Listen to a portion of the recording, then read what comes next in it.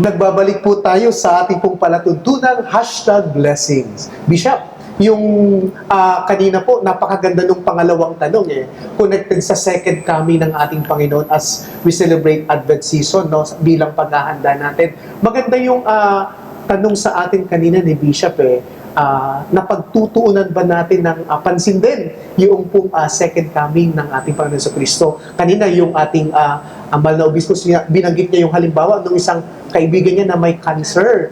Handa siya pero hindi nagmamadali, no? Ikaw, Francel, ano ang masasabi mo? Masasabi ko lang po dun sa yung tanong po ni Bishop na about dun po sa second coming is parang as sinabi din po kasi sa amin na aming parish priest na si Father Ray Reyes po na dapat po lagi tayong handa lalo na po yun sa second coming ng po yun. Kasi hindi naman po natin alam kung hanggang kailan na lang tayo or kung gaano kahaba yung binigay na buhay sa atin ni God. So kailangan po let's be prepared and dapat enjoy lang natin yung life natin at lagi tayong mag-thank you sa lahat ng blessing na tatanggap natin. Ayun po. Gusto ko yung i-enjoy yung life. Yes po. Di ba? Napakagandang punto yun, Francel, na binigay nyo na just to enjoy life. And ito naman po talaga yung kahulugan ng buhay natin, no? Yung happiness and to be always, to live always in the presence of God, with grace, yung tas may gratitude, no? And ikaw naman, Adriana. Like na sinabi niya po, enjoy life. Okay. Then, hindi lang basta enjoy, give your best shot. Wow. Di ba? Kasi, parang isang lang naman tayo mabubuhay, di ba po? So, why not na ibigay natin yung best shot natin? Then, hindi lang basta tanggap ng blessings, but pasalamatan din natin si Lord sa lahat ng blessings na binibigay niya sa atin, di ba po ba? Wow. Yes. Nakaka-challenge, Bishop, yung mga sagot ng ating mga kabataan. Very positive nga Oo nga po, Bishop. Tutuwa ako dyan kasi syempre pag sinabi mo, ready ka na bang mamatay? Syempre nakakatakot, nakakayanig di ba? Pero sa totoo lang, pag inisip natin, kung alam mo yung katapusan mo at hindi mo alam kung kailan ka kukunin ng Diyos, ni Lord, di syempre kung maghahanda ka, maganda no? Give it your best shot, no? Give your all, no? Enjoy your life, no? And enjoy your life rightly and positively. Matinding hamon yun, no? Sa tingin ko, okay namang matakot lang na kung kukunin tayo o hindi natin alam kung kailan. Pero ang importante, sabi nga, parang holy fear yan. Opo. Holy fear, no?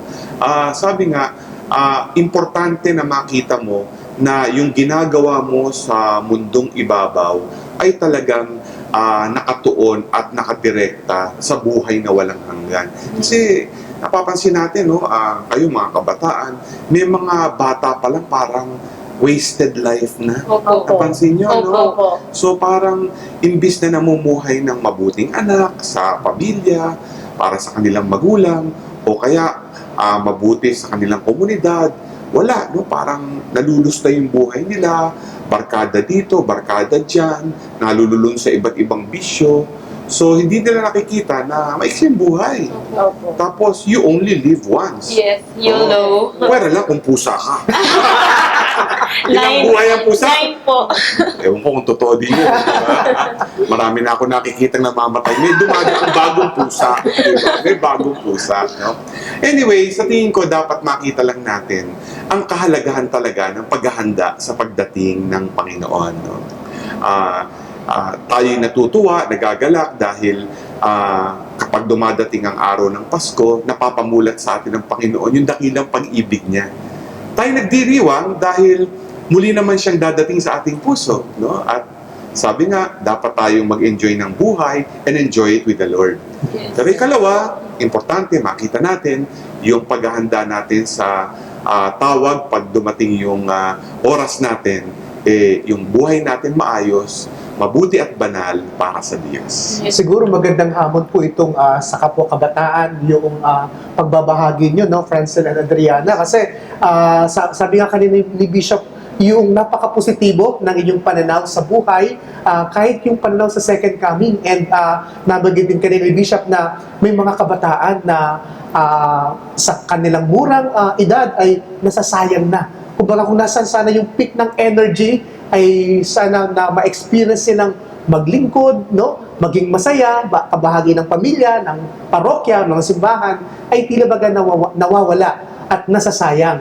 At marahil sa ibang mga kabataan, sana po ay matularan po natin, no, sila Francel at Adriana, at ganoon din po sa hamon din po sa mga magulang, no, Bishop, na patuloy na magabayan kasi yung mabuting halimbawa kasi nanggagaling din talaga sa unang-una sa ating mga nakakatanda. And sa paghahanda natin sa ngayong panahon ng Adviento, marahil ito yung isang magandang perspektibo, magandang pananaw para sa ating pong paghahanda.